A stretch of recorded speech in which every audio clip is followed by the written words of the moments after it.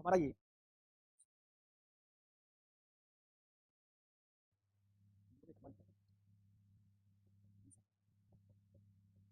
मानव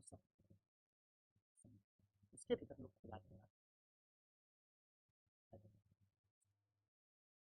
उसके भीतर पकड़ जाने लगता है।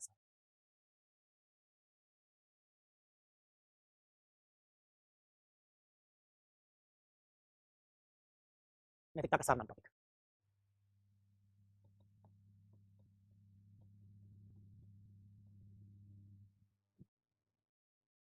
क्या है इस टॉपिक का आइडिया? दो शब्द है, नैतिकता का सार। हम पहले ये पता करेंगे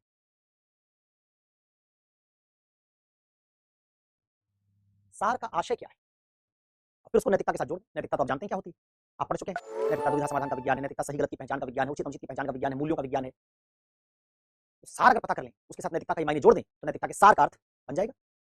ठीक है,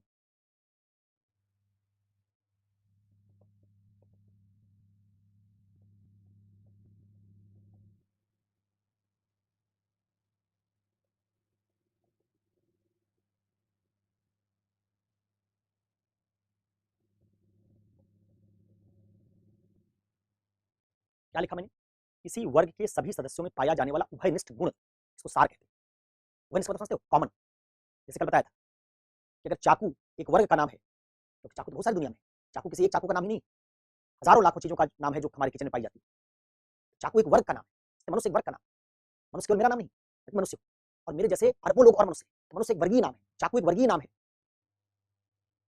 तो अगर मैं कहता हूँ चाकू, और मैं कहता हूँ उसमें बहुत सारे चाकू आते हैं इस नाम के भीतर, मनुष्य एक नाम है, इस नाम के भीतर अमित, सुमित, फौजिया, अमृता, निधि, त्रिषा, बहुत सारे लोग आते हैं, बहुत सारे लोग आते हैं। इसका मनुष्य एक वर्ग है, उस वर्ग के भीतर ढेर सारे जो नाम मैंने लिए, निधि का, त्रिषा का, अस्मिता का, फौजिया का, ये सारे लोग उस वर्ग के भीतर आते हैं। तो क्या पूछ सकते हैं आप, क्या क्या मतलब हुआ कि ये सारे लोग जो अस्मिता, अमिता, फौजिया, निधि, त्रिषा, ये सारे लोग में ऐसा क्या है कि इनको हम मनुष्य के वर्ग में रखते हैं? अस्मिता की शक्ल फौजिया से नहीं मिलती, फौजिया का कोई एक गुण अस्मिता से नहीं मिलता, तो फिर क्या है सबको मनुष्य कहते हैं? क्यों रखा है सबको मनुष्य भीतर? जरूर इनके भीतर कोई एक उभयनिष्ठ कॉमन चीज है जो सारे मनुष्य कहे जाने वाले लोगों में पाई जाती है। तो जिसमें जिसमें ये पाई जाएगी, अकबर में पाई जाएगी तो मनुष्य हो जाएगा, जहांगीर में पाई जाएगी मनुष्य हो जाएगा, अमित में पाई जाएगी मनुष्य हो जाएगा, कलाम में पाई जाएगी मनुष्य हो जाएगा, मोदी में पाई जाएगी मनुष्य हो जाएगा, राहुल गांधी में पाई जाएगी मनुष्य हो जाएगा। ये सार जहां जहां पाया जाएगा, जो अस्मिता फौजिया में है, वही सार जहां जहां पाया जाएगा, वो सब लोग मनुष्य बन जाएंगे। ठीक है, चाकू में अगर कोई उभयनिष्ठ गुण है जिसके होने से एक चीज को आप चाकू कहते हैं, तो गुण जहां जहां पाया जाएगा वो चीज चाकू कहलाएगी। तो सार का मतलब है उभयनिष्ठ गुण, सार का मतलब उभयनिष्ठ गुण। मैं आपको समझाने के लिए जैसे कह दूं, मान लीजिए लोग चाकू का एग्जांपल ले रहे हैं, तो हम कह देंगे चाकू का मतलब इसका उभयनिष्ठ गुण काटना है, अतः चाकू का सार, जो उभयनिष्ठ गुण होगा वही वही चाकू, वही वही सार होगा। इसका जो जो चीज दुनिया में काटेगी उसको हम चाकू कहेंगे। एक बार इस सार की समझ हमारे दिमाग में बन गई, तो कोई चीज मुझे दिखाओगे और बताओगे कि ये काटने के लिए है, तो मैं कह दूंगा चाकू। मैं कभी चाकू और कलम के बीच कंफ्यूज नहीं करूंगा कि आप मुझे कलम दिखाएं, बताएं, लिखती हो, मैं कह दूं शायद चाकू होगी, कभी कंफ्यूज नहीं करूंगा। मनुष्य का सार मुझे समझ में आ जाएगा, तो मैं दो मनुष्यों को पहचानने में कोई कंफ्यूज नहीं करूंगा। आप एक बच्चे को जब मनुष्य दिखाते हैं दो हाथ, दो पैर, दो आंख, एक नाक, दो कान, लेकिन मान लीजिए मेरा कान कट जाए, मेरी नाक कट जाए, तब भी एक आदमी मुझे पहचान लेगा कि मनुष्य है, क्योंकि उसको मनुष्य का सार समझ में आ गया। मेरा हाथ कट जाए तभी पहचान लेगा मनुष्य, पैर कट जाए तभी पहचान लेगा मनुष्य, कभी गलती नहीं करी। लेकिन जैसे हम मनुष्य को आसानी से पहचान लेते हैं क्योंकि मनुष्य के सार का आइडिया हमारे दिमाग में है, चाकू को पहचान लेते हैं आसानी से क्योंकि चाकू के सार का आइडिया हमारे दिमाग में है, वैसे नैतिकता को हम सब नहीं पहचान पाते। सब पहचान पाते होते तो वर्ण व्यवस्था को कैसे नैतिक मान लेते हजारों साल, जबकि आज हम उसको अनैतिक कहते हैं। इसका तो हमारे पास नैतिकता के सार की समझ नहीं थी। अगर सार की समझ रही होती तो हम देखते कि वर्ण व्यवस्था में नैतिकता का वो गुण मौजूद है कि नहीं। अगर गुण मौजूद होता तभी वर्ण व्यवस्था को नैतिक कहते, नहीं तो कहते अनैतिक। हजारों साल तक हमने वर्ण व्यवस्था को नैतिक कहा, जबकि आगे चलकर आज हम मानते हैं अनैतिक है। सती प्रथा को हमने सैकड़ों साल तक नैतिक माना, बाद में कहा अनैतिक है। इसका मतलब चाकू और मनुष्य की तरह नैतिकता के सार की पहचान इतनी आसान नहीं।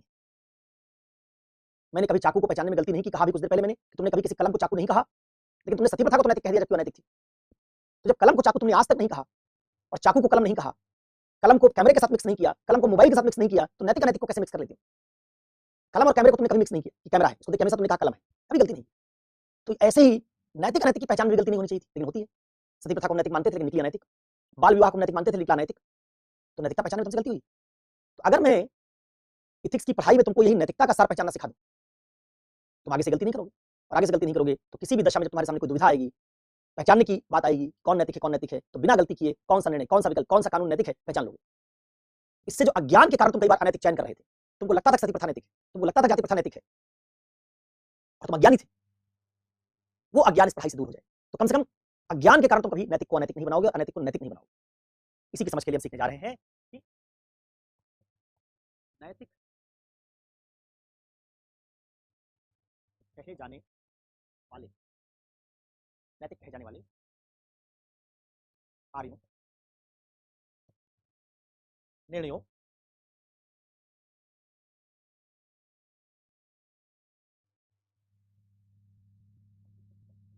में क्या उभयनिष्ठ होता है।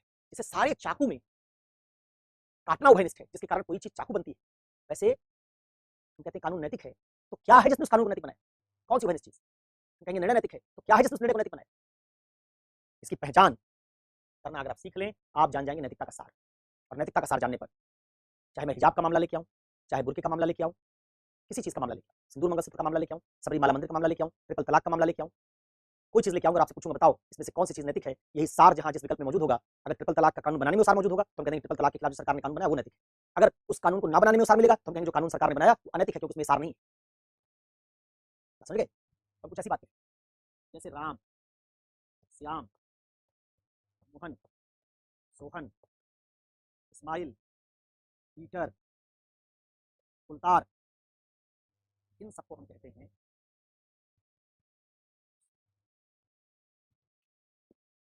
तो क्यों कहते हैं, इसका मतलब राम, श्याम, मोहन, सोहन, इस्माइल, पीटर, कुलतार में कोई ऐसा उभयनिष्ठ गुण है जो इन सबको एक वर्ग में रख देता है। इनमें क्या है,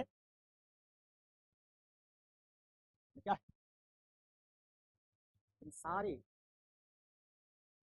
लोगों में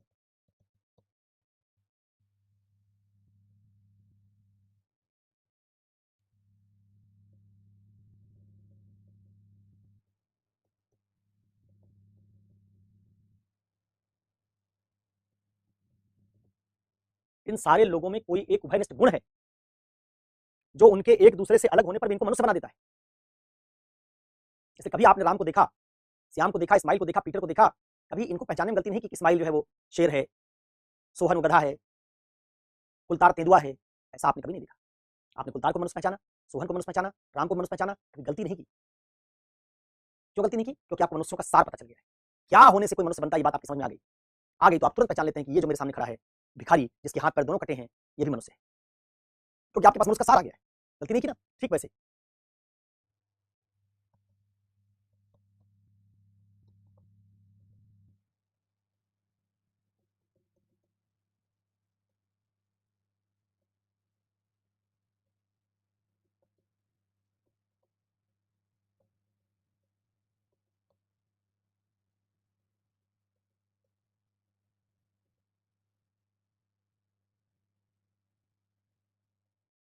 ठीक उसी तरीके से M1 M2 M3 में जिनको थोड़ी देर के मान लीजिए कोई निर्णय है, कानून है, आचरण है, इनमें भी कोई एक उभयनिष्ठ गुण होगा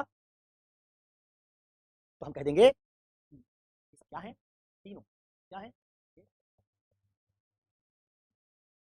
और तीनों में कोई ऐसा गुण हो जिसका इनको अनैतिक कह रहे हैं, तो जरूर में कोई उभयनिष्ठ गुण है जिससे उनको हमने पहचान लिया कि नैतिक। हम इस चैप्टर में, इस टॉपिक में जो पढ़ने जा रहे हैं, यही जानने की कोशिश कर रहे हैं।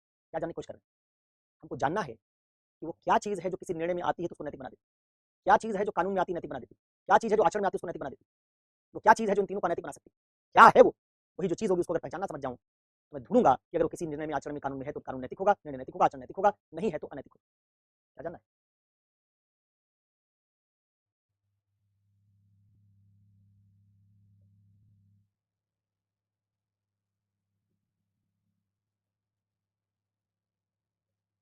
क्या तत्व है जिसने M1 M2 M3 को नैतिक बनाया, क्या तत्व। ठीक, ये जितना मैंने बोला अभी तक, भाषण दिया, ये सिर्फ ये समझाने की कोशिश की कि सार का मतलब क्या है। सार का मतलब वो जिसने सभी मनुष्यों को मनुष्य बनाया, मनुष्य का सार। वो जिसने सभी चाकुओं को चाकू बनाया, चाकू का सार। वो जो सारे निर्णयों आचरणों को नैतिक बनाएगा, नैतिकता का सार। अब चाकू का सार तो आप जानते हैं, वो चीज जो काटती है चाकू बन जाती है, जो लिखती है कलम बन जाती है, जो फोटो खींचती है कैमरा बन जाती है। ऐसे ही अगर कोई चीज नैतिक बनती है तो उसमें क्या होता है जिसके कारण नैतिक बन जाए, इसकी भी अगर हमको पहचान हो जाए, तो जब जब मुझे पूछा जाएगा कि दो विकल्प में से कौन सा निर्णय लोगे, तो मैं ढूंढूंगा उन दोनों विकल्पों में किसमें वो नैतिकता का सार मौजूद है, जिसमें मौजूद हो वही निर्णय मुझे लेना चाहिए। समझ? तो जरिए जरा देखते हैं क्या है ऐसा। नैतिकता का सार क्या है? वह क्या है जो निर्णयों आचरणों को नैतिक बनाता है? इस प्रश्न के दो महत्वपूर्ण उत्तर।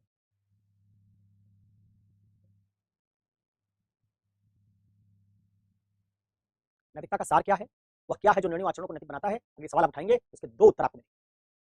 कौन सा? एक,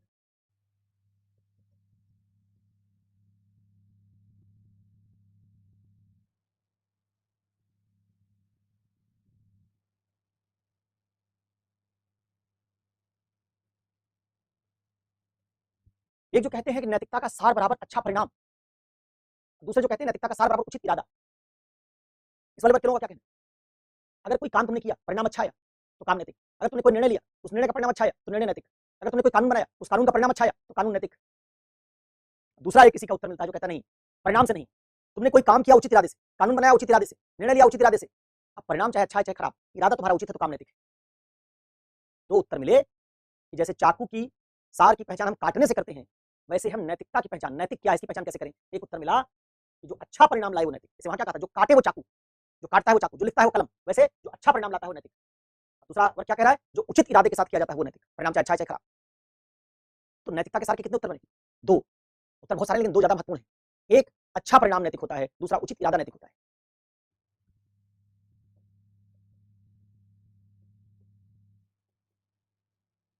जिन्होंने कहा अच्छा परिणाम नैतिक होता है, जिस चीज का परिणाम अच्छा है, चाहे कानून हो, नियम हो, आचरण हो, कुछ भी हो, उसका परिणाम अगर अच्छा है तो चीज नैतिक मानी जाएगी। इसको कहते हैं परिणाम सापेक्षता। दूसरा जो कहता है कि परिणाम से नैतिकता का कोई लेना देना नहीं, खराब परिणाम वाले काम भी नैतिक हो सकते हैं बशर्ते उचित इरादे से किए गए।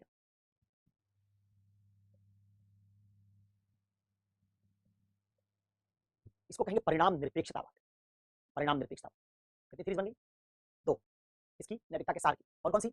परिणाम सापेक्षतावाद और परिणाम निरपेक्षतावाद।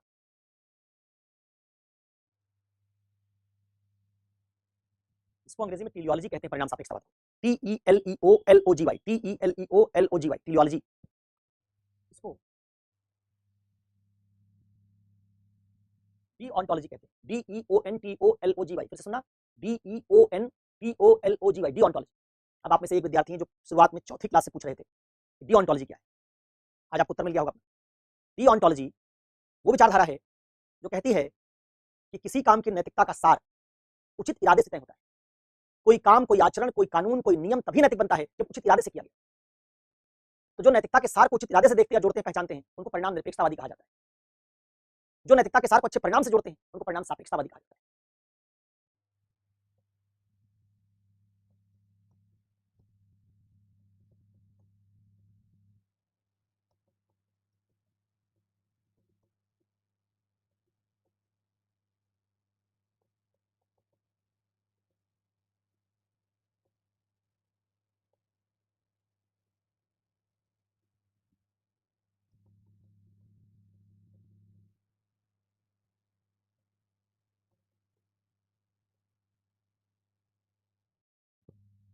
परिणाम सापेक्षतावाद और परिणाम निरपेक्षतावाद, प्रयोजन सापेक्षतावाद, प्रयोजन निरपेक्षतावाद। एक टीलियोलॉजी, एक डिओंटोलॉजी।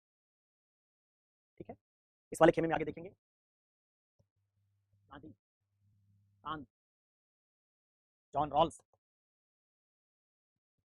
प्लेटो, हीगल, गीता, जैन, बौद्ध, ये सब नैतिकताएं हैं। सब जैनी, बौद्ध, गांधी, कांत, रॉल्स, इनका झुकाव परिणाम निरपेक्षतावाद की, जो नैतिकता को परिणामों से नहीं तय करते।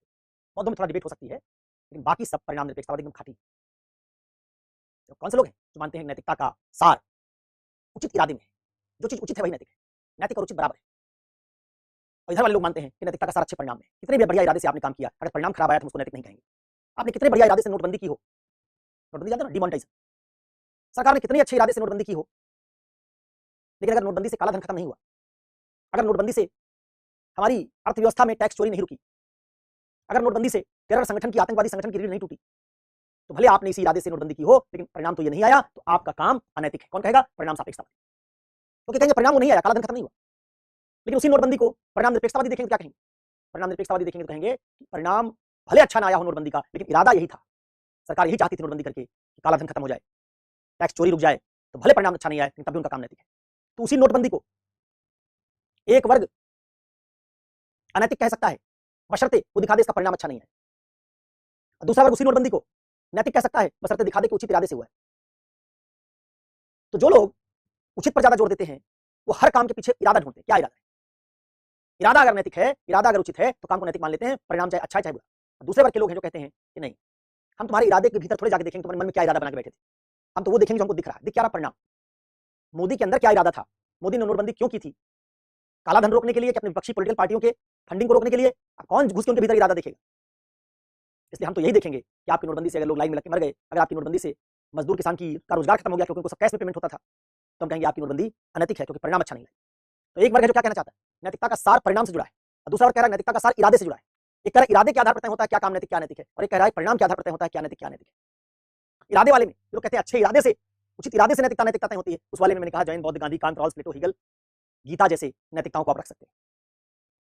और जो वाले लोग हैं इसमें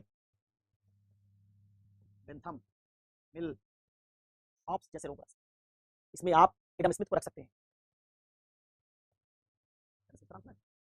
इसको रख सकते हैं। इसमें बहुत सारी विचारधारा जैसे सुखवाद, उपयोगितावाद जैसी विचारधारा, ये सब परिणाम सापेक्षतावाद। बेंथम परिणाम सापेक्षतावादी, कहेगा परिणाम अच्छा आएगा तभी कोई चीज नैतिक होगी। जेएस मिल परिणाम सापेक्षतावादी, परिणाम अच्छा आएगा तभी कोई चीज नैतिक होगी। एडम स्मिथ परिणाम सापेक्षतावादी, हॉब्स परिणाम सापेक्षतावादी, सुखवाद, उपयोगितावाद जैसी विचारधारा परिणाम सापेक्षतावादी। इसका नैतिकता के सार को लेके एक बड़ा विभाजन है। कुछ लोग परिणामों के आधार पर नैतिकता तय करते हैं, कुछ लोग नियमों के आधार, उचित इरादे के आधार पर। अगर इन दोनों में से कोई विकल्प नैतिक ना हुआ, ना उसमें उचित इरादा दिख रहा है, ना अच्छा परिणाम दिख रहा है, तो फिर तो अनैतिक ही है। नैतिक होने के लिए उसमें दो चीज होनी चाहिए, या तो उसका अच्छा परिणाम आया हो या फिर उसका इरादा उचित हो। मैं फिर से एक बार इसको, जो लोग इसको थोड़ा बोरिंग क्लास है, इसको फिर से रिवाइज कर देता हूं, फिर आगे बढ़ते हैं।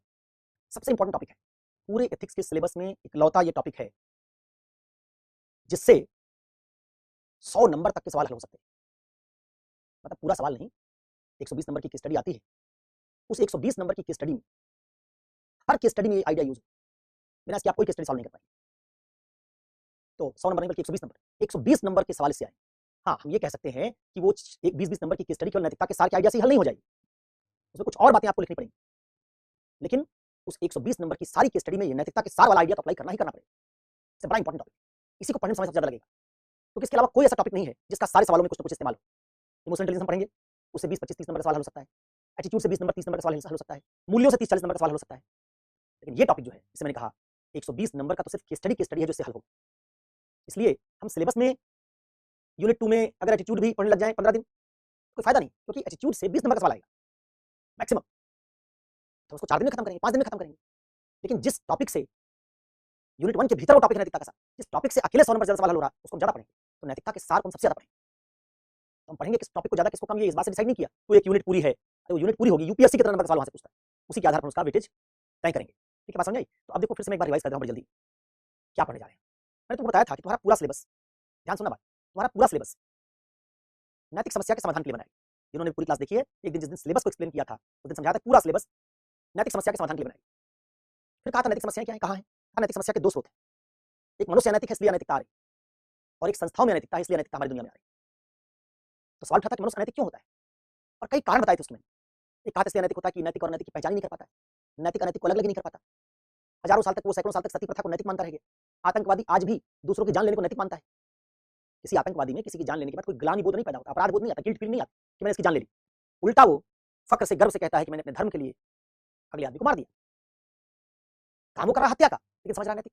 इसका उस आतंकवादी को अपने धर्म से इतर नैतिक अनैतिक की पहचान करना नहीं आता। उसको धर्म में जो मौलवी ने, उलेमा ने, पुरोहित ने, पादरी ने, पंडित ने जो सिखा दिया, उसी को नैतिक मान बैठा है। उसके पास नैतिक अनैतिक की पहचान नहीं। अज्ञान के कारण दुनिया में बहुत लोग अनैतिक काम कर रहे हैं। आज भी भारत में बहुत सारी ऑनर किलिंग होती है। लड़की ने लड़का पसंद कर लिया, दूसरी जाति का है, माँ बाप ने लड़की को ही मार दिया।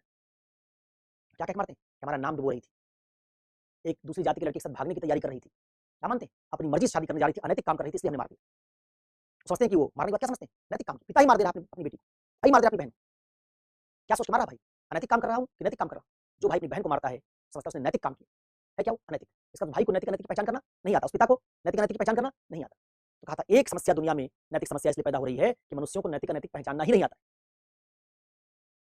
दूसरी समस्या बताया था ऐसे ही, बहुत लोगों को नैतिक अनैतिक पहचानना आता है, जानते हैं दहेज गलत है, फिर भी दहेज ले रहे हैं क्योंकि उनका एटीट्यूड खराब हो गया, उनका मनोविज्ञान खराब हो गया। तीसरी समस्या बताया था कि लोगों के भीतर संवेदनशीलता खत्म हो गई, अपनी भावनाओं का प्रबंधन नहीं कर पा रहे, गुस्से में काम कर जाते हैं। चौथा कारण बताया था कि आप गलत संस्था में चले गए, जिस संस्था के लिए बने नहीं। ऐसे कई कारण बना के समझाया था कि इतने कारणों से कोई मनुष्य अनैतिक हो सकता है, और कहा हमारे सिलेबस का एक एक टॉपिक इसी मनुष्य की एक एक अनैतिकता को दूर करने के लिए बनाया गया। ठीक ऐसे ही संस्थाओं की अनैतिकता के लिए भी हमारे सिलेबस में टॉपिक रखे गए हैं जो संस्थाओं में मौजूद अनैतिकता को दूर करें। कहा कि इस तरीके से unit 1, unit 2, unit 3, unit 4, unit 5 primarily मुख्यतः मनुष्य की नैतिक समस्याओं के समाधान के लिए, और यूनिट 6 और यूनिट 7 संस्था की नैतिक समस्याओं के समाधान के लिए रखे गए। तो उसी मनुष्य की नैतिक समस्या में एक समस्या क्या थी कि कई बार मनुष्य इसलिए अनैतिक काम करते हैं, इसलिए नैतिक समस्या पैदा कर देते हैं क्योंकि वो सही और गलत, उचित और अनुचित में अंतर करना नहीं जानते, पहचान नहीं पाते। समझ ना, पहचान नहीं पाते। आप नैतिकता का सार जब पढ़ लेंगे, जिसमें आप गांधी को देखिए, इसमें थिंकर्स भी हैं, इसलिए मैंने कहा था यूनिट 1 और यूनिट 5 मिल जाएंगे आपस में। जब आप इनको पढ़ लेंगे तो आपके पास गांधी वाला फार्मूला आ जाएगा, नैतिक अनैतिक की पहचान गांधी कैसे करते थे, कांत वाला आ जाएगा, राजा राम मोहन राय वाला आ जाएगा, जीएस मिल वाला आ जाएगा, रॉल्स वाला आ जाएगा, प्लेटो वाला आ जाएगा। जितनी चीजें आप पढ़ लेंगे उतने फार्मूले आपके पास आ जाएंगे। तो जब भी कोई चीज आपसे पूछी जाएगी, आप क्या करेंगे, इसमें से कोई फार्मूला जो वहां उसके स्टडी में लगने लायक होगा लगा लेंगे, और लगा के पहचान लेंगे कि दिए गए विकल्पों में से कौन नैतिक है, कौन अनैतिक है। तो कम से कम अज्ञान के कारण तो आप नैतिकता का समर्थन नहीं, अनैतिकता का समर्थन आप नहीं करें। इसी टॉपिक को जो यूनिट 1 में हमको नैतिक और अनैतिक में अंतर करना सिखाएगा, नैतिक और अनैतिक की पहचान करना सिखाएगा, उसी को हमने कहा है नैतिकता का सार। तो इस टॉपिक को पढ़ने से क्या होगा, अज्ञान खत्म होगा। अज्ञान क्या था, नैतिक समस्या का एक मूल कारण था। अज्ञानी लोग कई बार गलत फहमी में अनैतिक काम कर रहे हैं, ये मानते हुए कि नैतिक कर रहे हैं जबकि कर रहे हैं अनैतिक। सवाल इसी बात से हमने खाया कि फिर नैतिकता का सार है क्या, और आपको समझाया कि सार का मतलब वो चीज होती है जो एक वर्ग के सभी सदस्यों में पाई जाए। तो नैतिक आचरण, नैतिक निर्णय भी एक वर्ग है, जिसमें बहुत सारे नैतिक कार्य, बहुत सारे नैतिक आचरण जिनको नैतिक कहते हैं। तो हमने पहचानने की कोशिश की ये सारी चीजें जिनको हम नैतिक कहते हैं, नैतिक बनती कैसे, क्या होता है उसमें नैतिक बन जाती। एक जवाब आया कि उन सब में जिनको आप नैतिक कहते हैं जरूर परिणाम अच्छा पैदा करने की क्षमता है। दूसरा जवाब आया जिनको आप नैतिक कहते हैं वो जरूर उचित इरादे से की जाती। तो एक नैतिकता का सार क्या बना, उचित इरादा। दूसरा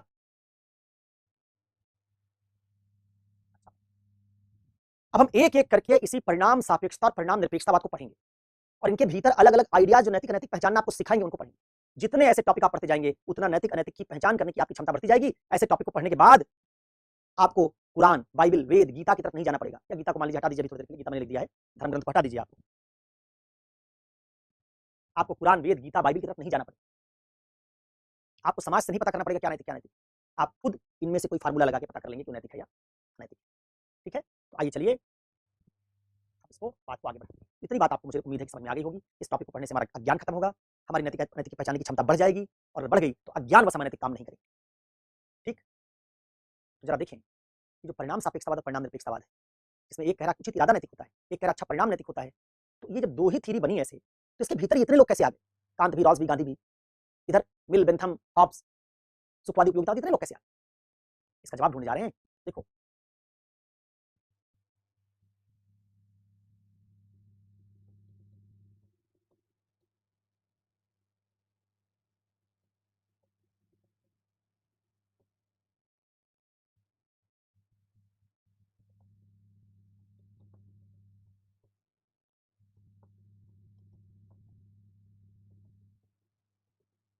नैतिकता के सार के संबंध में सिद्धांत कई उप सिद्धांतों में विभाजित हो जाते हैं।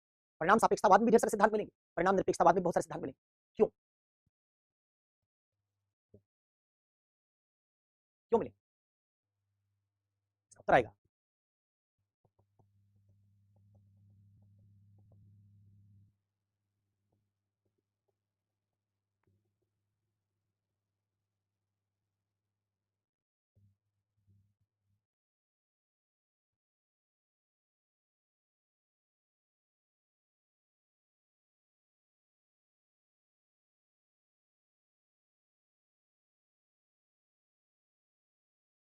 परिणाम सापेक्षतावादी ये सब तो बात सारे परिणाम सापेक्षतावादी मानते हैं कि अच्छा परिणाम नैतिक है, लेकिन अच्छा परिणाम होता क्या है, कैसे मैं पता करूंगा कि जो परिणाम आया वो अच्छा है या खराब?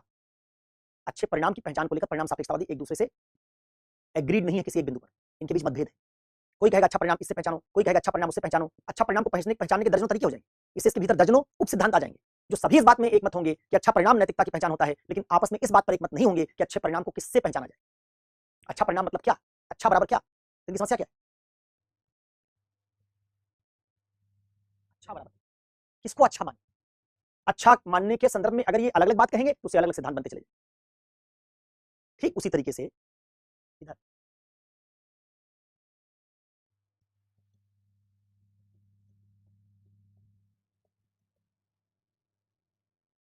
परिणाम निरपेक्षतावाद, इसमें मतभेद, इसमें क्या? इसमें सब लोग इस बात पर तो एग्री करेंगे कि नैतिकता उचित इरादे से पहचानी जानी चाहिए, जो उचित हो वही नैतिक है। लेकिन इस बात पर ये लोग एक दूसरे से बटे होंगे कि उचित होता क्या है।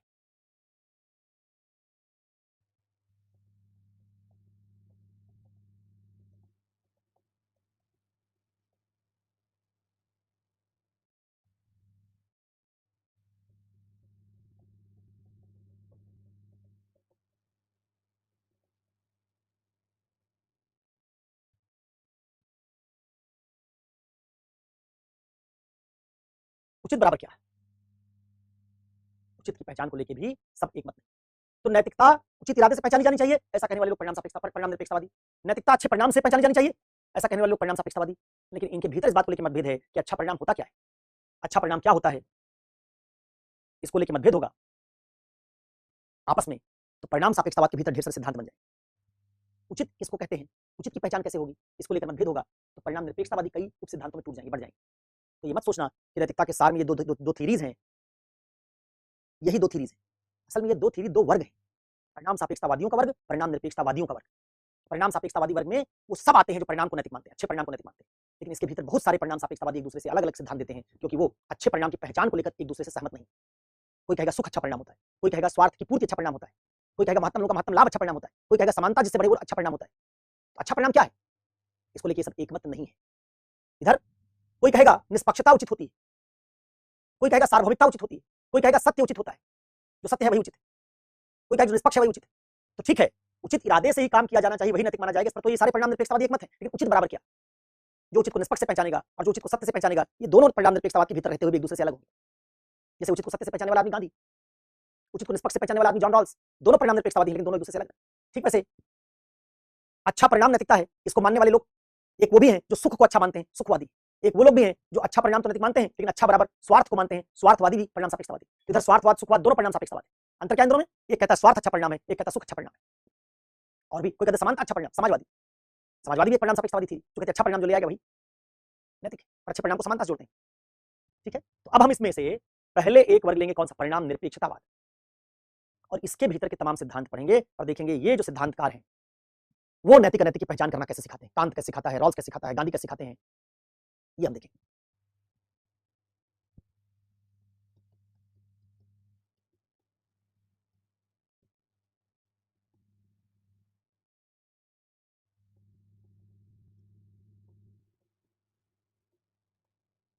इससे पहले किसी बैच में मैंने इतना साफ साफ नहीं लिखा है, तुम्हारे बैच में ही तुम लोगों से इतना डर गया हूँ, घबरा गया हूँ, इतने मासूमाना चंपकीय किस्म के सवाल पूछते हो, इसलिए बड़ा ध्यान दे लिख रहा हूँ। चंपक एक मैगजीन आती थी, जिस मैगजीन में जानवरों की कहानी होती थी, कहानी की किताब थी, नंदन, चंपक, लोटपोट, सुमन, सौरभ, गुड़िया। वो जनरेशन जिसमें टीवी नहीं था, तो कहानियां बच्चों के मनोरंजन का आइडिया होती है। उससे क्या होता है पता है, उस जनरेशन के जो लोग हैं जो कहानी की किताब पढ़ के बड़े, उनकी भाषा पर अच्छी पकड़, उनका शब्द भंडार बड़ा है। तुम्हारी जनरेशन के लोग जो पढ़ के नहीं देख के बड़े हुए, डोरेमोन, शिनचैन, मोटू पतलू, गट्टू बट्टू, सब देखा है, रील देख के बड़े हुए, कार्टून देख के बड़े हुए, पढ़ा नहीं, टीवी आ गया देखा जाए, इसलिए उनकी भाषा उस स्तर तक विकसित नहीं हुई। हमारी जनरेशन से पहले ये लोटपोट और चंपक भी नहीं था, तो लोग उपन्यास पढ़ते थे, प्रेमचंद, जैनेन्द्र, उनकी भाषा और विकसित होती थी। तो आप 60-70 के दशक के किसी व्यक्ति से मिलेंगे, बहुत शुद्ध हिंदी लिखिए, जा कहाँ है, जा कहाँ है, उनके बीच भी अंतर करेगा, खा और खा में अंतर करेगा, खनक होगी तो उसमें बिंदी लगेगी खा के नीचे। हमारी जनरेशन बिंदी वाला मामला खत्म हो गया, लेकिन शुद्ध हिंदी लिख लेते। आपकी जनरेशन तक आते आते हिंदी और अंग्रेजी दोनों भाषा चौपट होने लगी, क्योंकि आप लिखने वाली जनरेशन ने आपने चिट्ठी लिखी भाई, जब व्हाट्सएप नहीं है और हाउ आर यू कोई HW हाउ लिख दिया, ARER की जगह सिर्फ आर लिख दिया और यू की जगह यू बना दिया, HWRU हो गया हाउ आर यू, तो भाषा कैसे विकसित होगी, पूरा तो शब्द भी नहीं लिखते। पूछे कहाँ चलोगे, कनॉट प्लस नहीं बोलेंगे, सीपी जाएंगे, सीपी। तो वो जनरेशन भाषा में कमजोर, उस जनरेशन की तुलना में जो जनरेशन चिट्ठियां लिखती थी, मोबाइल फोन नहीं, व्हाट्सएप नहीं, हर बात चिट्ठी में लिखनी पड़ती थी। अब चिट्ठी लंबी लंबी लिखेंगे तो भाषा विकसित होगी।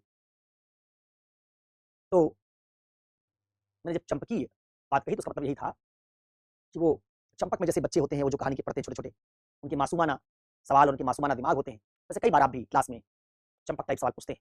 उसी चंपक टाइप सवाल को ध्यान में रखकर मैं साफ-साफ लिखने की कोशिश कर रहा हूँ। कम से कम इस पर सवाल ना पूछो सर क्या लिखा है? हालाँकि मैं लिखते समय बोलता हूँ, डिओन्टोलॉजी, परिणाम निरपेक्षतावाद, लेकिन आप कहाँ सुनने वाले? आप कहते हैं, आपने बोला होगा, हम सुनेंगे थोड़े, हम तो लिखते समय देखेंगे आँख गाड़-गाड़ के। नहीं दिखेगा तो पूछेंगे क्या है, क्या लिखा है? भले टीचर ने पहले बोला। अच्छा इस परिणाम निरपेक्षतावाद को एक और नाम से जानते हैं, non consequentialism. Non consequentialism, consequence मतलब परिणाम और नॉन लगा दिया तो नहीं, जिसे परिणाम की चिंता ना हो। इसको कई बार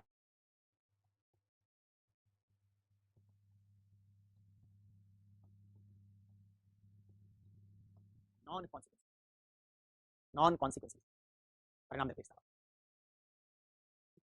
इस परिणाम निरपेक्षतावाद में आपने देखा कि वो लोग आते हैं जो नैतिकता के सार को उचित इरादे से जोड़ते हैं, परिणाम से नहीं। परिणाम को नैतिकता का निर्धारक नहीं मानते, उचित इरादे को मानते। तो हमारा सवाल बना था क्या कि उचित की पहचान कैसे करें? आप कहेंगे, मैं पूछूंगा क्या नैतिक है, क्या अनैतिक है? आप कहेंगे जो उचित इरादे से किया गया नैतिक, जो अनुचित इरादे से किया गया अनैतिक। तो मेरा सवाल अगला क्या होगा कि उचित क्या होता है? मैं कैसे पता करूंगा कि काम ये उचित इरादे से हुआ कि नहीं? व्हाट इज उचित, व्हाट इज राइट? तो इसमें आपने ये पढ़ा है,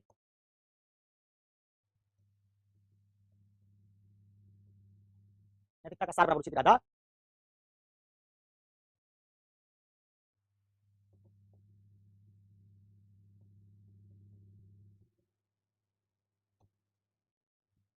समस्या उचित की पहचान को लेकर।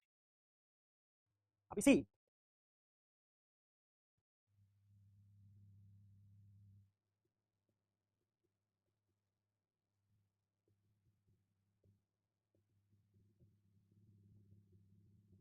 कांत, रॉल्स और गांधी, तीन लोगों ने, दो लोगों ने पश्चिम से ले लिया क्योंकि मूलतः जो एथिक्स आप पढ़ रहे हो पश्चिमी एथिक्स है। कांत और रॉल्स को ले लिया पश्चिम से, गांधी को ले लिया भारत से। तीन लोगों के मॉडल को हम पढ़ के बताएंगे आपको कि गांधी उचित की पहचान कैसे करते थे। तो अगर किसी की स्टडी को सॉल्व करना हो, उसमें एक से ज्यादा विकल्प दिए हों और आप पहचानना चाहते हो कि इसमें क्या नैतिक है, तो ढूंढिए कौन सा विकल्प उसमें से उचित इरादे के साथ संगत है।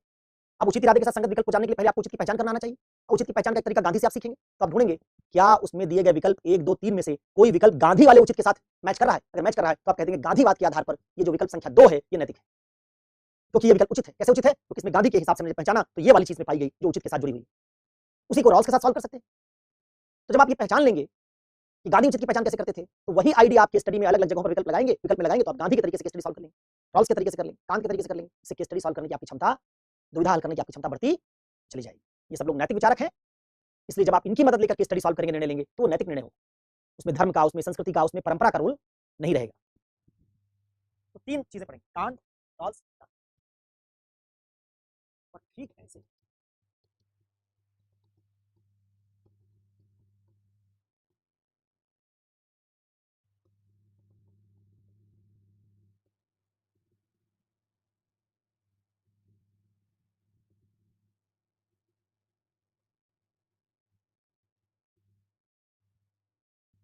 ठीक ऐसे परिणाम सापेक्षतावाद या कॉन्सिक्वेंशलिज्म की पढ़ाई हम करेंगे। इसमें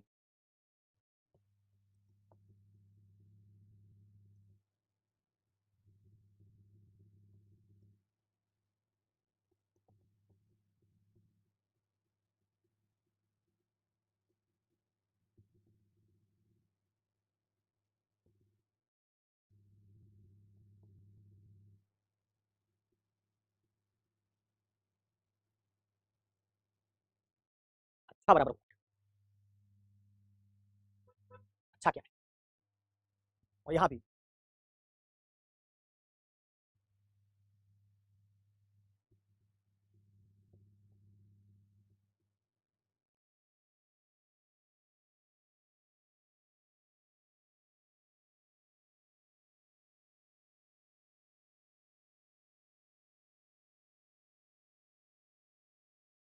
स्वार्थवाद, सुखवाद और उपयोगितावाद। सुखवाद, स्वार्थवाद, उपयोग, तीन थ्योरी हम पढ़ेंगे जो परिणाम सापेक्षतावादी। ठीक है, समझाई? तो टेलियोलॉजी और डीओंटोलॉजी, नैतिकता के सार में ये दो बड़े विभाजन हैं जिनसे क्या नैतिक है और क्या अनैतिक है इसका निर्धारण होता है। और इन विभाजनों के भीतर फिर से उपविभाजन है जिसमें परिणाम सापेक्षतावाद भी कई थीरीज में बढ़ता है, परिणाम निरपेक्षतावाद भी कई थीरीज में बटेगा, और उनके आपस में विभाजन का, उनके भीतर विभाजन का आधार इस बात को लेकर है, परिणाम सापेक्षतावादियों में अच्छे की पहचान को लेकर और परिणाम निरपेक्षतावादियों में उचित की पहचान को लेकर। इतनी बात तुम जानते हो, तो ये बात जो मैंने बताई मोटी मोटी तुमको समझ में आ जानी चाहिए। अब हम शुरू कहां से करेंगे? हम परिणाम निरपेक्षतावाद से पहले पढ़ना शुरू करेंगे।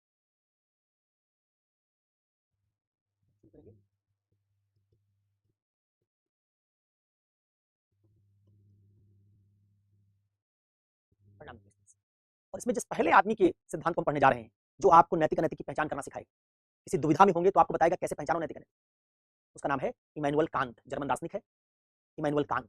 ठीक है, तो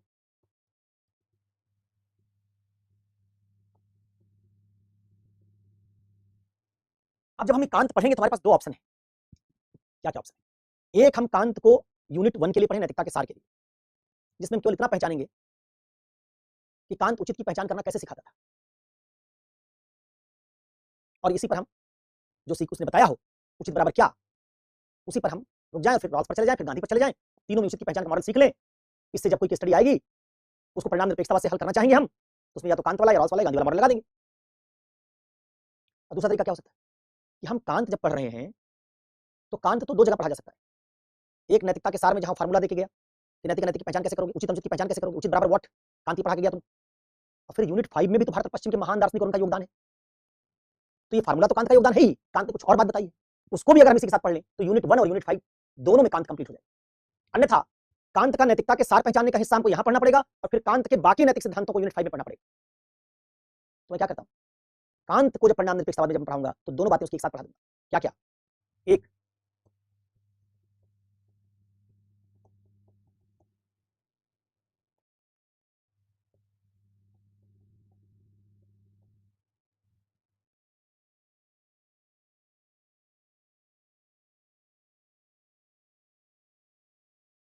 एक यूनिट 1 जिसमें नैतिकता का सार, यूनिट 1 नैतिकता का सार जिसमें कांत ने उचित की पहचान के 4 सूत्र दिए। दूसरा यूनिट 5 जिसमें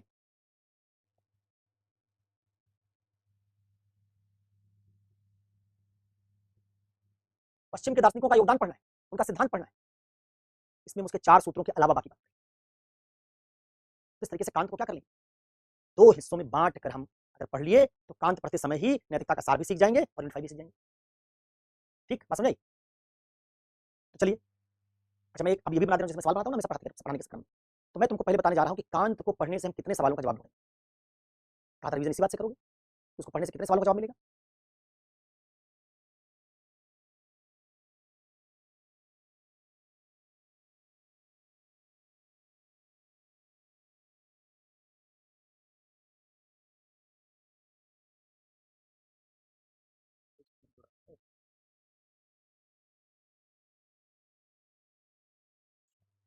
चलो इसी में पढ़ा दे रहा हूं, समरी वाले पार्ट इसमें कह दे रहा हूं, आगे पेज जोड़ता हूं क्या, चलो पेज 5 से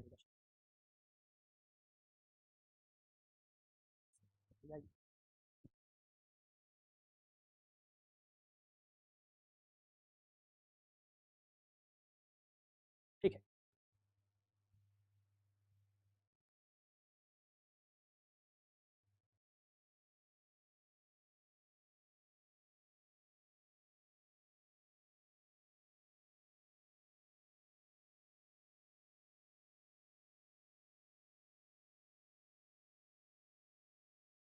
कांत की पढ़ाई से निम्नलिखित प्रश्न लो, पूरा कांत आप पढ़ेंगे तो इससे ये सवाल हल करने में सक्षम पहले,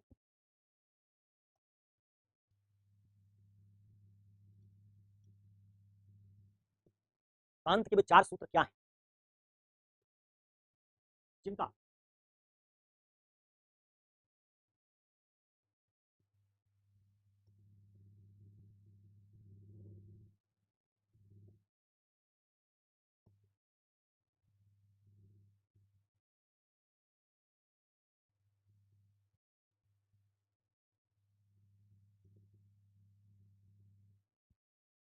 कांत के इन 4 सूत्रों को पढ़ के हम पहचान सकेंगे कि क्या नैतिक है क्या अनैतिक है। इसका तब कांत नैतिक अनैतिक की पहचान करने के लिए कौन से 4 सूत्र देता है, पहला हमको ये पढ़ना।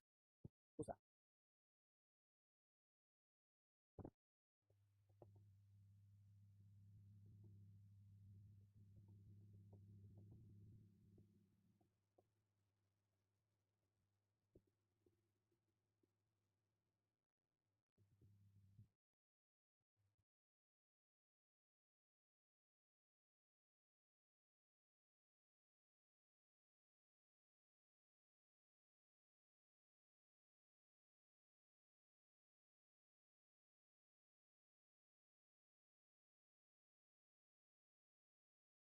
सवाल है, कांत के इन 4 सूत्रों से ज्ञात नैतिकता का पालन करने में क्या कठिनाई है? आप देखेंगे पता भी चल जाएगा आपको, कांत के हिसाब से ये वाली बात नैतिक है, ये करना चाहिए लेकिन करेंगे नहीं आप। कांत भी जानता था, नैतिकता बता दूंगा लेकिन लोग करेंगे नहीं। तो 4 सूत्रों से ज्ञात हो गया आपको। 4 विकल्प हमारे सामने थे, या 3 विकल्प थे, या 2 विकल्प थे। उन दोनों विकल्पों में ये पहला वाला विकल्प जो है ये उचित है, क्योंकि ये 4 सूत्रों के साथ संगत है जो कांत ने बताया था। इसलिए यही नैतिकता का सार है, इसी में नैतिकता है, यही इसी का चयन करना चाहिए। दूसरे वाले में 4 सूत्र फेल हो जा रहे हैं, इसलिए दूसरे का पालन नहीं करना चाहिए, दूसरे को नहीं चुनना चाहिए। पहचान तो लिया आप, लेकिन पहचानने के बाद भी आप उसका पालन करेंगे कि नहीं, कठिनाई बनी रहेगी। कांत दिखाएगा ज्यादातर लोग पालन नहीं करेंगे, क्योंकि उन्हें नैतिक प्रेरणा नहीं बनेगी। क्या नैतिक प्रेरणा नहीं बनेगी? मैं ऐसी चीज का पालन क्यों करूं जो उचित, उससे मुझे क्या मिलेगा? कांत कहेगा जब तक किसी मनुष्य को इस सवाल का जवाब नहीं मिलेगा तो उस उचित का पालन करने से उसको क्या मिलेगा, तब तक वो उस नैतिकता का पालन नहीं करेगा। तो कठिनाई क्या है, और कांत ने किस तरह की पूर्व दशाओं से उस कठिनाई का समाधान किया, बात हमको सीखनी। तीसरा सवाल,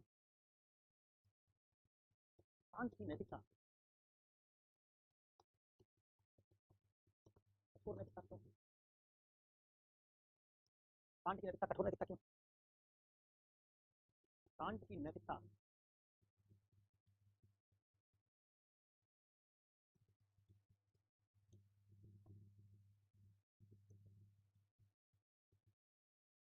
कांट की नैतिकता की गीता की नैतिकता से तुलना किन आधारों पर होती है?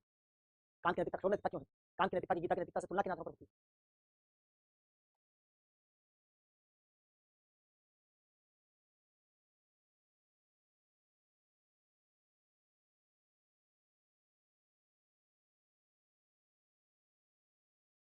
कांट की नैतिकता की समस्याएं और आलोचनाएं क्या है? ये 5 बड़े सवाल हमको कांत के परिणाम निरपेक्षतावादी मॉडल को पढ़ने के बाद आ जाने चाहिए, इनका हल आ जाना चाहिए। तो इनको ध्यान में रखकर हम क्या करें? कांत की नैतिकता की पढ़ाई करेंगे, ठीक है। तो कांत की नैतिकता की पढ़ाई जो आप करेंगे तो ये ध्यान में रखकर करेंगे कि कांत में सही गलत उचित अनुचित की पहचान करने के लिए उसका सूत्र क्या है, पहचान लें। फिर उन सूत्रों को पहचानने के बाद उसकी प्रेरणा कहां से आएगी उसको जाने। नैतिकता जानने वाला आदमी उस नैतिकता का पालन क्यों करेगा, क्या मिलेगा उसको। कांत ने इस नैतिकता के सफल होने के लिए क्या पूर्व दशाएं बताई। कांत की नैतिकता कठोर नैतिकता क्यों कहते हैं, कांत की नैतिकता गीता से तुलना कैसे होती है। इस तरह के सवालों का जवाब हमको मोटे मोटे तौर पर मिल जाना चाहिए, इसको ध्यान में रखकर उसको पढ़ेंगे। तो अब चलते हैं, कहाँ चलते हैं? कांत के नैतिकता के पहली बात की पढ़ाई, भाग यूनिट 1 वाला। अच्छा यूनिट 2 में क्या जाएगा, यूनिट 1 में क्या जाएगा, सर यूनिट 5 में क्या जाएगा, यूनिट 1 में क्या जाएगा। जहाँ 4 सूत्र पढ़ोगे यूनिट 1 है। 4 सूत्र के बाद प्रेरणा कैसे बनेगी उस नैतिकता के पालन की, गीता की नैतिकता की तुलना कैसे होगी, कांत की नैतिकता कैसे उसको कठोर क्यों कहते हैं, उसकी आलोचनाएं क्या है, ये सब पढ़ेंगे हम यूनिट 5 के हिस्से। यूनिट 5 में उसका योगदान जहाँ पढ़ना है, कांत ने क्या क्या बात हमको दी, कौन कौन से महत्वपूर्ण सिद्धांत हैं, वो सब उसके हम यूनिट 5 में ले जाएंगे, ठीक है। तो हम शुरू करेंगे किससे, हम शुरू करेंगे कांत की नैतिकता में उसके 4 सूत्रों से, जिससे हम उचित क्या होता है, परिणाम निरपेक्ष नैतिकता से इसकी पहचान कर सकें। चलिए वहीं चलते हैं। तो कांट के 4 सूत्र जो आपको सीखने हैं, जिससे आप पता कर पाएंगे कि उचित अनुचित की पहचान कैसे होती है। उनमें से पहला सूत्र, मैं पहले चारों सूत्र लिख दे रहा हूं, फिर एक एक सूत्र आपको समझाने जा रहा हूं।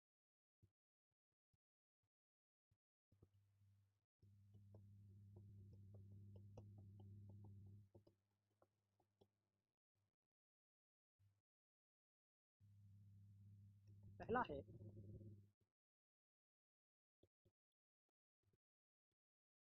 सार्वभौमिकता का सूत्र। सार्वभौमिकता का सूत्र, मैक्सिम कहते हैं इसको सूत्र, मैक्सिम। तो कह सकते हैं maxim of universality, maxim of universality.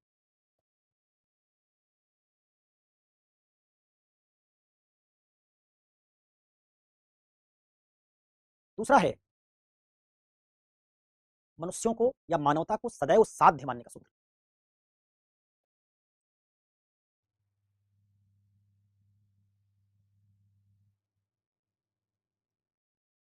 मानवता को साध्य मानने का सूत्र।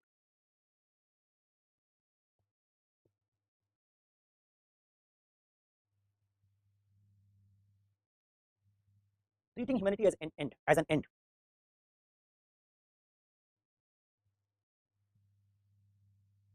कुछ ऐसे भी कह सकते हैं, मानवों को सदैव साध्य मानो, कभी भी साधन नहीं। ये सूत्र ऐसा है कुछ। तो अगर उस तरह से मैं बोलूं तो कहूंगा treat human beings as an end and never as means. क्या मतलब होगा इसका, आगे सीखोगे, अभी रहस्य है।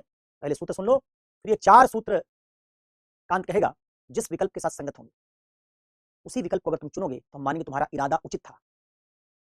फिर परिणाम अच्छा है खराब है भूल जाओ, तुम्हारा काम नैतिक मानेंगे। लेकिन अगर आपने इन विकल्पों, इन सूत्रों से असंगत किसी विकल्प का चयन कर लिया, भले परिणाम बहुत अच्छा आ जाए, फिर भी हम आपके काम को नैतिक नहीं मानेंगे। तो कांत मानता है नैतिकता का लेना देना परिणामों से नहीं होता है, इसका लेना देना उचित इरादे से होता है। ये 2024 का क्वेश्चन है फिजिक्स का। 2024 में पूछा गया कि कानून में जो नैतिकता होती है, कानून के अनुसार कोई व्यक्ति तब दोषी होता है जब कुछ गलत करता है। आपका कानून हमने बनाया कि भाई आप रेलगाड़ी की जंजीर नहीं खींच सकते, आपने खींच दी, आपने कुछ किया, तो अब आपको आके पकड़ ले, आपको दोषी मानेंगे, दंड देंगे। सवाल कहता है कांत में ऐसा नहीं, 2024 का सवाल, इसी साल का, मतलब इस साल का जो पिछला पेपर हुआ, जो आखिरी मेंस का पेपर हुआ उसकी बात में कर रहा हूं। कांत कहता है कि आपका इरादा गलत हो गया, भले आपने किया नहीं किया, इरादा गलत है अगर आपका, तो भी आप अनैतिक है। तो कानून तो काम करने के बाद आपका मूल्यांकन करता है, कांत इरादे के स्तर से मूल्यांकन शुरू कर देता है। कानून में कभी गलत इरादा रखने की आपको सजा नहीं मिलेगी। जब आपका इरादा गलत था, आपके मन में इरादा था, उसके लिए कानून नहीं देखने जाएगा, कुछ करोगे तभी देखेगा। तो कांत इन 4 सूत्रों से संगत अगर आपका इरादा है, आपने विकल्प चुना, तो कहेगा नैतिक है, भले परिणाम खराब आए। और आपने इन सूत्रों का उल्लंघन करके कोई विकल्प चुन लिया, भले परिणाम अच्छा आया, फिर भी कांत कहेगा कि आपका काम अनैतिक है। तो दूसरा सूत्र क्या था? मनुष्य को साध्य मानने का सूत्र, मानवता को साध्य मानने का सूत्र। तीसरा है स्वायत्तता, ये है मैक्सिमम ऑटोनॉमी, मैक्सिमम ऑटोनॉमी। और चौथा है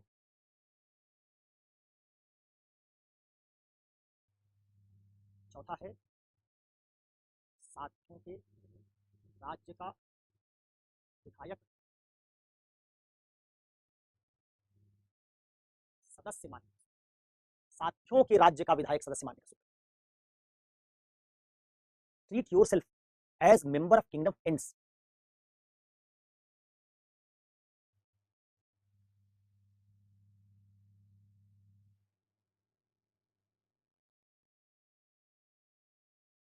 member of kingdom ends, treat yourself as member of kingdom ends, साथियों के राज्य के विधायक सदस्य मान्य का सूत्र। ये 4 सूत्र कांत कहता है जब भी आपके सामने दुविधा है। जैसे मान लीजिए जहाज वाला सवाल था, आया था ना, जहाज में लोग जा रहे हैं, जो भी जिक्र किया था, जहाज में पानी भर गया या भरने लगा, अब आपके पास 2 विकल्प है, 250 लोगों को फेंक दें, 250 लोगों को बचाने की कोशिश करें, किसी को ना फेंकें, 2 विकल्प हैं और हमको पता करना है कि इसमें से कौन सा नैतिक है। तो कांत कहेगा जो उचित इरादे के साथ किया गया होगा वही नैतिक है। और उचित इरादे में कैसे पता करोगे कौन सा इरादा उचित है? 250 लोगों को पानी में फेंकने वाला इरादा उचित है या किसी को भी नहीं फेंकने वाला, भले सब डूब जाए, वाला इरादा उचित है? कांत कहेगा इन 4 सूत्रों से परख लो। यूपीएससी में क्वेश्चन आया है कि आप यूपीएससी का इंटरव्यू देने जा रहे हैं, यूपीएससी का क्वेश्चन है, उस समय कोई घायल हो गया, आपके पास 2 विकल्प है मान लीजिए, या मान लीजिए 4 विकल्प है, 5 विकल्प है, मान लीजिए कई विकल्प आपके पास है। एक विकल्प है कि आप इंटरव्यू छोड़ दीजिए, उस घायल आदमी की जान बचाइए।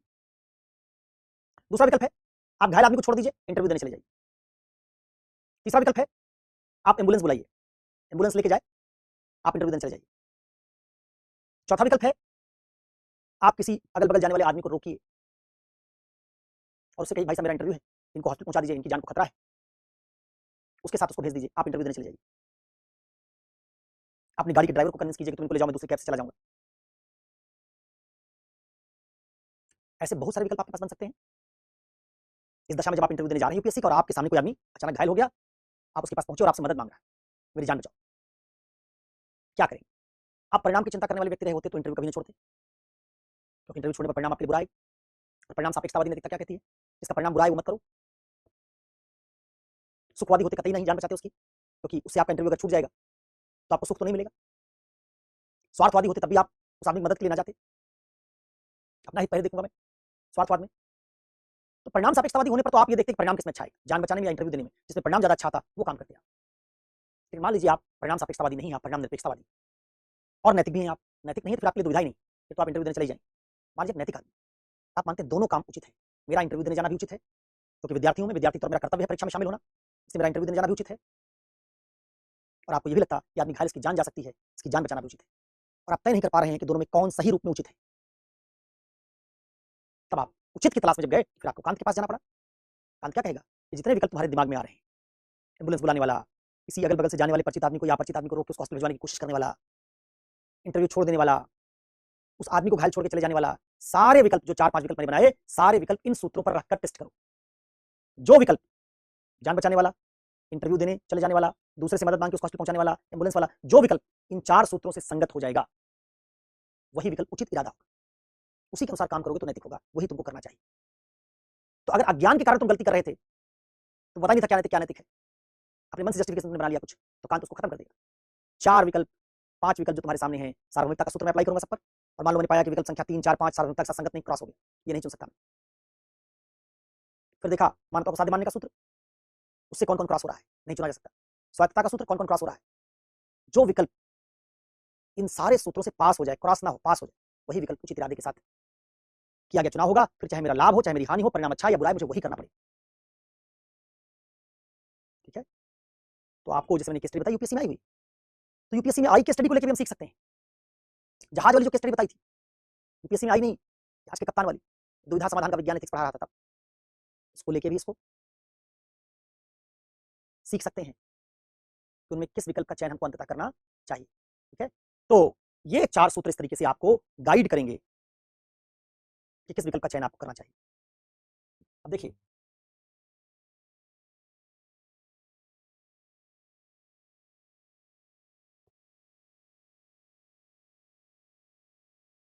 स्लाइड कैसे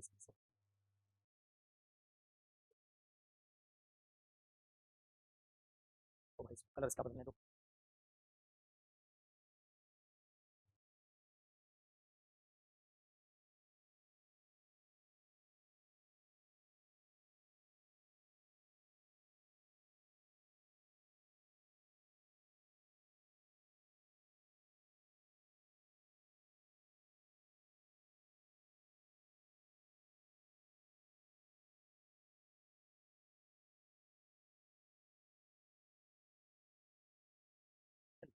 तो पहला सूत्र हम समझने की कोशिश करने जा रहे हैं।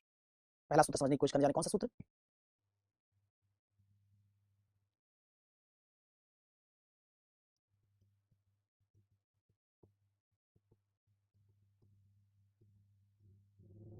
Maximum universal. इस सूत्र में कांत कहता है कि किसी भी दुविधा की दशा में वही विकल्प चुनो जिसको उस दशा में तुम सार्वभौमिक नियम के रूप में स्वीकार करने के लिए तैयार हो। थोड़ी मुश्किल बात कही मैंने, लिख देता हूं पहले फिर समझो।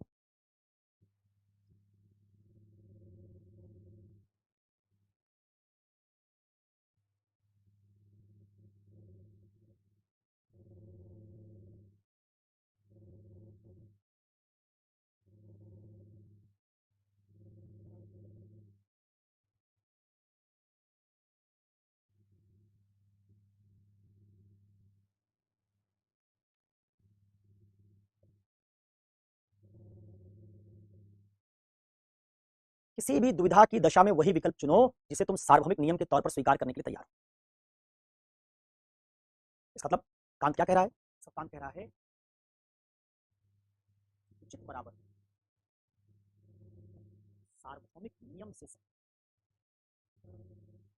वही चीज उचित मानी जाएगी जो यूनिवर्सल लॉ के साथ संगत हो। तो आप कहेंगे कि हम क्या नैतिक है क्या नैतिक उसका सार पहचानने निकले, तो आपने इतनी लंबी चौड़ी कहानी बना दी। पहले नैतिकता का सार पहचानने का 2 तरीका, एक परिणाम से, अच्छे परिणाम से, एक उचित इरादे से। एक और परिणाम सापेक्षतावाद कह दिया, एक परिणाम निरपेक्षतावाद कह दिया। चलिए यहाँ तक भी बात ठीक थी। फिर आपने उसमें पेच भिड़ा दिया कि परिणाम निरपेक्षतावाद में भी उचित इरादा कोई एक चीज नहीं है। कांत अलग तरीके से बताएगा उचित इरादा क्या है, गांधी अलग तरीके से बताएंगे। अब हम सबका तरीका सीखने निकले। चलिए यहाँ तक भी बात ठीक है कि कांत के हिसाब से उचित क्या है इसको पता लगाने के लिए हम निकले, तो आपने 4 सूत्र थमा दिया। 4 सूत्र में कहा कि जो सार्वभौमिकता के साथ संगत हो वही उचित है। अब सार्वभौमिकता समझने निकले तो फिर फंसा दिया, कह रहे नियम बनाओ, क्या नियम के साथ संगत हो, क्या सब ये मुश्किल बात पढ़ा रहे। अभी आसान बनाएंगे, बहुत आसान हो जाए। लेकिन पहले एक बार उसको टोटलिटी में समझ लो, जरा देखो मुझे इस हिसाब से समझना हो कि कौन सा विकल्प सार्वभौमिक विकल्प होगा, तो पहले मुझे सार्वभौमिक का मायने पता होना चाहिए। कांत कहता है सार्वभौमिकता का आशय क्या है? सभी देश काल स्थिति में बदलेगा नहीं, वाद नहीं। कांत कह रहा वो चीज सार्वभौमिक बनेगी जिसको आज मानोगे तो कल भी मानना पड़ेगा, एक परिस्थिति में स्वीकार करोगे अगली परिस्थिति में स्वीकार करना पड़ेगा। अपवाद नहीं बना पाओगे उसका, वो सार्वभौमिक होगी। दूसरा, जो सभी पर लागू, दूसरों पर,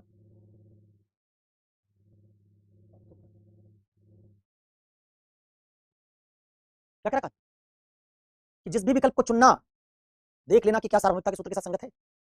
सार्वभौमिकता मतलब क्या बताया? दूसरे के बारे में भी वही नियम लगेगा, तुम्हारे बारे में भी। अगर दूसरे के लिए तुम एक नियम सोच रहे हो और अपने लिए अलग बात सोच रहे हो तो सार्वभौमिक नहीं हुआ। सार्वभौमिक मतलब जो सब पर लागू, सब में तो तुम भी आते। तो कांत कहेगा कि मान लो तुम एक जहाज के कैप्टन हो, तो तुम्हारे दिमाग में आया कि जहाज में जो बूढ़े हैं, बच्चे हैं, इनको समुद्र में फेंक दो और बाकी लोगों की जान बचा लो। तो ये विकल्प तुम तभी चुन पाओगे जब दूसरी किसी परिस्थिति में ऐसी कोई अवसर या ऐसी कोई आपदा आई तो उसमें तुम्हारे साथ भी अगर ये किया जाएगा तो तुमको भी स्वीकार करना पड़ेगा। जहाज के कैप्टन की तरफ मुझे भी स्वीकार करना पड़ेगा कि कल को अगर किसी शिप में मेरा बच्चा मेरी पत्नी ट्रैवल कर रहे हो, मेरा बच्चा बीमार हो, मेरी पत्नी बीमार हो, जहाज डूबने लगे और जहाज का कैप्टन ये समझे कि जहाज से कुछ लोगों को फेंकना है, तो आपकी पत्नी आपके बच्चे को फेंक देगी, आपके माता पिता उस जहाज में उनको फेंक देगा। अगर तुम ये मानने के लिए तैयार हो कि कल को जहाज डूब रहा हो, तो जो निर्णय तुम आज लेने के लिए सोच रहे हो कि मैं 250 लोगों को फेंक दूंगा, जो बीमार होंगे, जो बच्चे होंगे, जो बूढ़े होंगे, तो मानने के लिए क्या तैयार हो? तुम्हारे माँ बाप भी इस जहाज पर होते तो उनको भी तुम फेंक देते, तुम्हारा बच्चा होता उसको तुम फेंक देते। अगर तुम अपने बच्चे को फेंकने के लिए तैयार ना होते, अपने माँ बाप को फेंकने के लिए तैयार ना होते, तो फिर तुम दूसरे के माँ बाप को भी नहीं फेंक सकते। सार्वभौमिक मतलब जो दूसरों के लिए सोच रहे हो अपने ऊपर भी लागू करके देखो। अगर तुम ये तो सोच रहे हो कि दूसरों के बच्चे हैं, दूसरों के माता पिता हैं, उनको फेंक दूंगा, बाकी 250 लोग जान बचा लूंगा, ये विकल्प तुम तभी चुन पाओगे जब इसी विकल्प को तुमको हर समय मानना पड़ेगा। ऐसा मतलब दूसरे जहाज में कभी ऐसी दशा है तो उसका कैप्टन भी यही करेगा, तुम्हारे बच्चे होंगे तो उनके साथ भी यही होगा। अगर तुम कहोगे नहीं, मैं तो अपने बच्चे को कभी समुद्र में नहीं फेंकने दूंगा, भले हम सब जहाज में साथ डूबे, बच्चे को नहीं फेंकने नहीं दूंगा, अपनी पत्नी को नहीं फेंकने दूंगा, अपने बूढ़े माता पिता को फेंकने नहीं दूंगा, अपने बीमार बच्चे को नहीं फेंकने दूंगा, तो तुम भी नहीं फेंक सकते। तो काम क्या कहेगा, भले तुम जहाज से 250 लोगों को फेंक के 250 लोगों की जान बचा लेते, परिणाम तो अच्छा आया, लेकिन वो काम उचित नहीं होता। क्यों उचित नहीं होता? क्योंकि उचित काम वो होता है जो सार्वभौमिक नियम के अनुरूप हो। और सार्वभौमिक नियम क्या कहता है, जो तुम दूसरे के लिए कर रहे हो, अपनी पत्नी, अपने बच्चे, अपने सगे संबंधियों के लिए भी उसके लिए तैयार रहोगे। तुम अगर कैप्टन के तौर पर अपने बच्चे को समुद्र में फेंका जाना स्वीकार नहीं करोगे, अपने माता पिता को समुद्र में फेंका जाना स्वीकार नहीं करोगे, अपनी पत्नी को समुद्र में फेंका जाना स्वीकार नहीं करोगे, दूसरों की जान बचाने के लिए उनको फेंका जाना स्वीकार नहीं करोगे, तो तुम भी दूसरों के बच्चों को नहीं फेंक सकते। तो अगर तुमने फेंका तो तुमने सार्वभौमिकता के नियम का उल्लंघन किया, क्योंकि तुम मानते हो तुम्हारे साथ तो ऐसा ना किया जाए, लेकिन तुम दूसरों के साथ ऐसा करना चाहते हो। सार्वभौमिकता में तो कोई अपवाद नहीं होगा, तुम्हारा बच्चा भी फेंका जाएगा, तुम्हारी पत्नी भी फेंकी जाएगी। काम करेगा, तुम कहोगे नहीं, मैं अपने साथ इस तरह के व्यवहार को स्वीकार नहीं करूंगा, अपने बच्चे के साथ इस तरह के व्यवहार को स्वीकार नहीं करूंगा, अपनी पत्नी के साथ इस तरह के व्यवहार को स्वीकार नहीं करूंगा, तो फिर तुम भी नहीं कर सकते दूसरे के साथ। तुम दूसरे के साथ वही कर सकते हो जो तुम अपने साथ चाहते हो। तो सार्वभौमिकता का काम ने क्या किया, बड़ा सिंपल बना दिया। कहा जो करने के लिए सोच रहे हो, सोच लो क्या तुम उसको अपने लिए भी स्वीकार करोगे। अगर अपने लिए स्वीकार नहीं करोगे तो सार्वभौमिक नहीं है, और सार्वभौमिक नहीं है तो उचित नहीं, और उचित नहीं तो नैतिक नहीं। बड़ा सिंपल वाक्य में अगर मैं इसको लिखूं तो क्या लिखूं?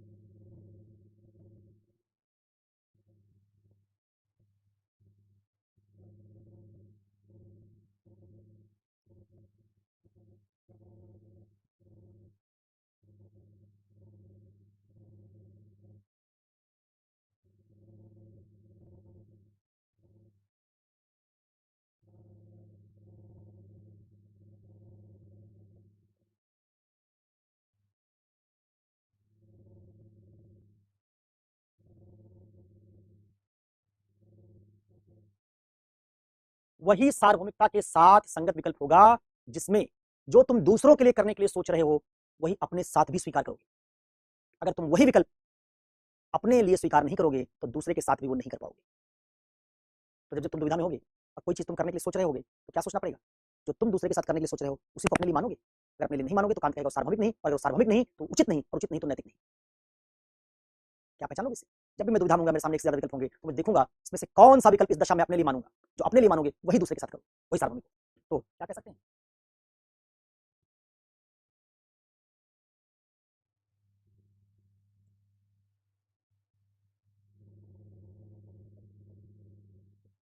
जो अपने लिए चाहते हो वही दूसरों के साथ करो।